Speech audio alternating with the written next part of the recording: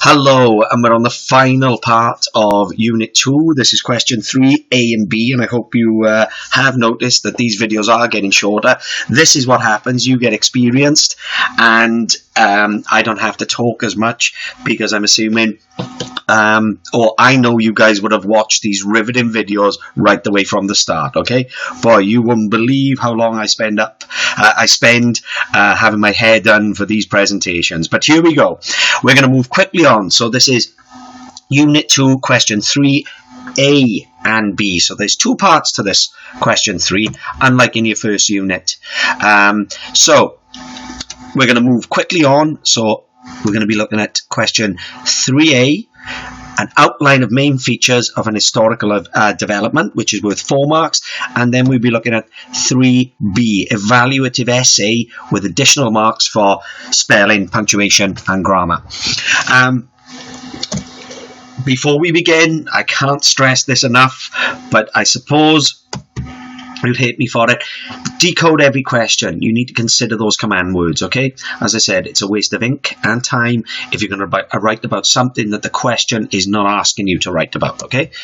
So you've seen them. I'm sure you think a million times before, but just go back over the videos if you haven't got. I believe it's in Unit 1, the first video. I think I go into depth with that, but there's no need to waste time on this video for those of you that have sort of understand this premise here. However, you certainly may hate me for this because the next question doesn't actually begin with explain, describe, or how important, or how successful, how far, how useful, etc., etc.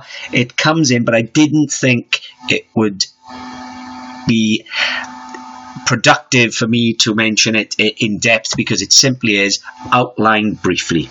And that's really what we want you to do, okay, is give us an outline of the main features of an historical development, okay? Basically, show off, make sure you know your stuff, but give us a succinct overview, okay? Now, don't go bullet points, okay? Write it in a paragraph format. That's what we're looking for as well, okay? So bullet points wouldn't work. They never do in an exam, okay? Not at GCSE level, okay? We like to see your sentence structure and award you the marks and the rewards that way. Okay, but an example of question 3A would be outline briefly the key reforms passed by the Sovnarkom during November and December 1917. If you guys know your stuff, these are the November and December decrees after, almost said Hitler then, but after Lenin comes into power. So let's have a look at the answer, and this will give us more depth and will provide great revision. So during November and December 1917, the Sovnarkom passed a number of decrees to help create a Bolshevik state. Many of the reforms were intended to win over the workers and peasants, such as the decree on land, which redistributed land which had belonged to the Tsar, the church, and wealthy Russian nobles, or the nobility. The decree on work introduced an 8-hour day and a 48-hour working week for industrial workers. Some decrees were designed to make the Bolshevik party stronger by abolishing all other political parties, introducing the Cheka, and controlling the press.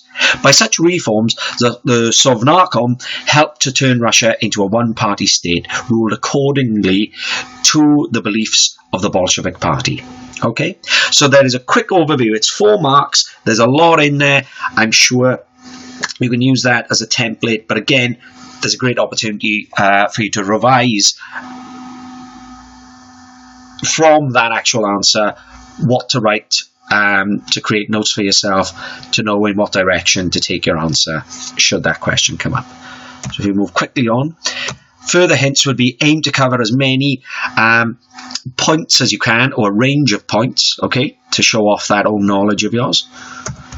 Remember to support each factor or point with specific factual detail, avoiding generalized comments. You know, go into a little bit of depth on certain things. That will show, this person really does know their stuff. Okay, remember it's a 4-mark question, okay, and it is a brief overview. So just take that into consideration and do your best at it. I'm sure if you know your stuff, you'll be fine there. Question 3B, however, is worth the marks. Okay, this is an evaluation of a key development through the construction of a two-sided argument, and it has to be in essay format. Okay, so you need a balanced essay discussion with a judgment at the end. Remember the rules of how to write the essay. Okay, introduction, main body, or perhaps 2 paragraphs for the the good side of the argument, then the bad side, or the positive, the negative, or strengths and weaknesses. But come down at the end with a judgment. We'll be looking at that. You will get rewarded with marks for this judgment at the end. Okay. So, for instance, this type of question could be: has something been the most important development in this period, or how far did perhaps a certain reform or policy change the amount of power that the Bolshevik Party or the Communist Party, they can be interchangeable at certain points there, hold or have. Okay, so moving on there. An example of this type of question is: how far was the leadership of Lenin the main reason for Bolshevik success in their seizure of power in October 1917? You have this little extra bit of information here, which is, as I said, read that question. It's there to provide you with help and answers, or help for answers. So in your answer, you should discuss the leadership of Lenin and the other factors that enabled the Bolsheviks to seize power in October 1917. 12 marks, and then of course you're awarded then these 3 extra marks for SPAG, spelling, punctuation and grammar. Okay, here's a top tip here, but I'm going to do it backwards. Okay, so we're going to have a look at the answer first. So our candidate writes: while Lenin clearly played a very important role in the success of the Bolshevik seizure of power in October 1917, that success was also due to other factors such as Trotsky's control and direction, as well as the weaknesses of the provisional government. Okay, as leader of the Bolshevik Party, Lenin was the main person in charge. Following his return to Petrograd from exile in Finland on the 7th of October, he persuaded the Bolshevik Central Committee to agree to an uprising. Lenin was a gifted public speaker who used his simple slogans to win support. Through his April theses, he won support with such slogans as peace, bread and land, and all power to the Soviets. By mid-October, the Bolshevik Party had 340,000 members, and Lenin was its mouthpiece. On the 23rd of October, as the power of the provisional government dwindled, Lenin ordered the revolution to begin.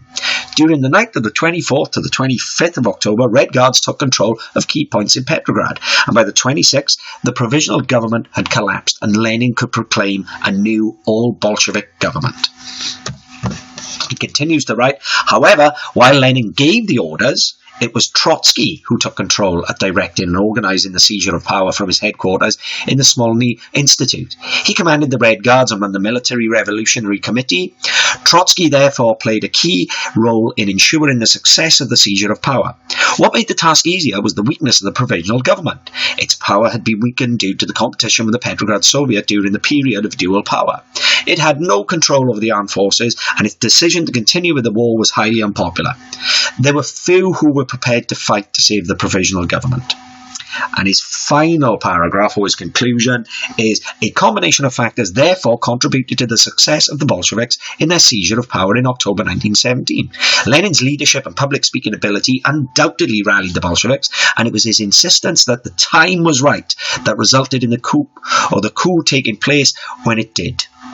However, his contribution must be gauged alongside other factors such as the contribution to Trotsky, who managed the Red Guards during the seizure of power. He played a key role, but he did so under the leadership of Lenin. Another factor was the weakness of the provisional government and the unwillingness of the citizens to fight to save it. Okay? A great answer, again, a perfect answer. Okay? Remember, it's exam conditions. But if I go back, perhaps I can give you a hand on how that was thought about, or how he was able to construct that. The beauty of mind maps. So you get a question. In this one, you're going to have to think Lenin. How important was Lenin? Well, yeah, Lenin was certainly, well, Lenin was important, but Trotsky contributed to the October Revolution. Okay, so perhaps you can sort of start weighing up, well, what did Lenin, let's go return to Lenin. He was a gifted speaker and a great leader. Okay, his April thesis and his simple slogans such as bread, land and peace helped rally people to the cause, certainly the peasants, or the major workers. Then you can return to Trotsky and think, well, Trotsky also played a part. He had control, okay, of the Red Guards, also of the Military Revolution Committee. Then you can think of, well, the provisional government, that had its weaknesses. So as I said, I would, this is something that you can do quite quickly, draw a line, and you can think, right, provisional government, well, it had its weaknesses. It didn't get on with the Petrograd Soviet, okay. Another thing you could have mentioned, which he doesn't in that answer, is Kerensky and his mistakes because of the June offensive and the Kornilov revolt, okay. But certainly he had no control of the army, which meant power had been diminished there, and you could put in at the end there that the citizens therefore weren't willing to fight for the cause because of his mistakes, or embellish it that way, or expand on it that way. But there is a different type of mind map that you may have seen, but you can kind of do it that way as well as doing a spider diagram, okay. But it just helps you write, well, I've used the colours here, purple or something, but this is perhaps you could write number 1. He's the main man here, so he'd be number 1. Another reason then would be, because he's number 1, it was because of this, because of this, because of this, and because of this. But Trotsky was the second major reason as well. It can't give Lenin all the light here, and the reasons were this, and this, and then, well, this was a reason, but it was more of a negative reason because of the ineffectuality of the provisional government, because of the weaknesses, and go into depth with little spider legs on each of those diagrams. That should take you a couple of minutes to construct. It's just something to help you. It's a little tool that I've used, and I know that it's something that does work. It gets your thoughts on paper, and then you can write them in a more structured essay question, remembering to recap at the end. Okay, so just to return there again, that's that rather long, large and perfect answer. But hints for question 3B would be, you need to develop a two-sided answer, okay? Discuss the key feature mentioned in the question and follow this by discussing other important factors, okay? Avoid generalized comments, give specific detail. Mind maps are great here to get those dates out of your head, to get those people's names.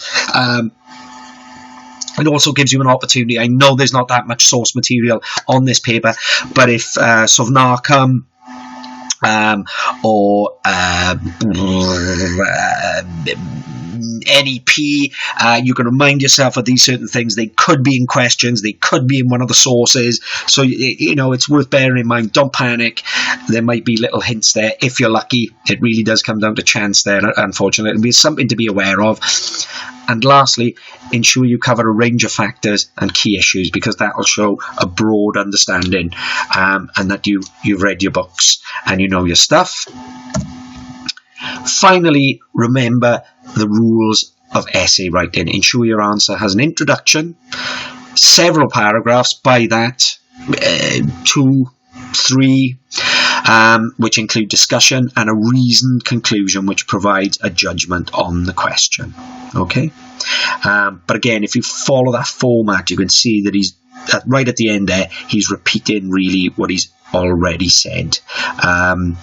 An old adage really of how to write an essay is say what you're going to say, then say it, then write about what you've said in the conclusion. Okay, so I hope that gives you some advice and certainly confidence in that type of question. But just remember, you have written an essay before, so this second time around, shrug it off, concentrate, and know what has to be done. So just a final little chat here. Don't think that these questions will definitely be in the exam. I'm not saying they won't, but I can certainly not say, I certainly can't say that they will. The structure certainly will be the same, but the questions will be different. Okay, so bear that in mind.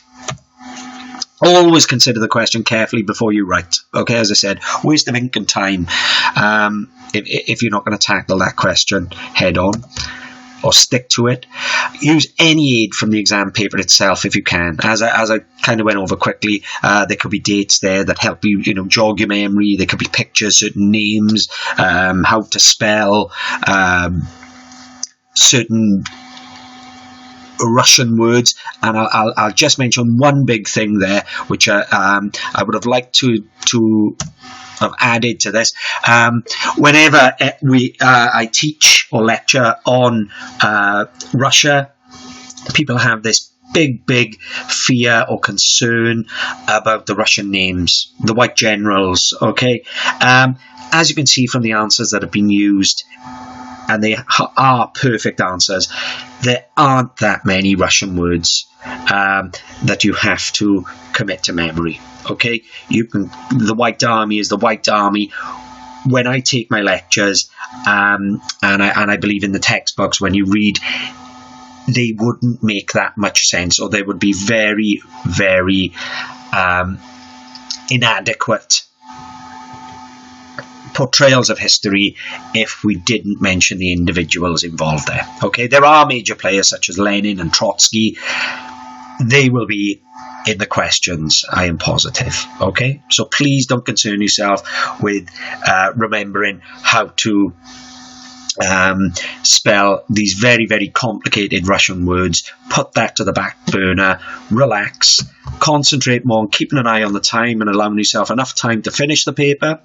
Remember, the big marks will be found at the end. Have a think about time though. Okay, now in Unit 2, again, 1 hour and 15 minutes. I think in the last one I said about a minute each, but again, I'm going to ask for common sense here. Question 1, if you add that up, that's going to give you 17 minutes there. If you add this here, this is going to be your question 2, which comes up to 18. And if you add question 3, that'll be 16. Now, if I were you, we've got small marks here. You could stick to the minute per mark. However, really give yourself a chance for this final part here. Okay, we're looking at 19 marks here, which is more than a third of 54.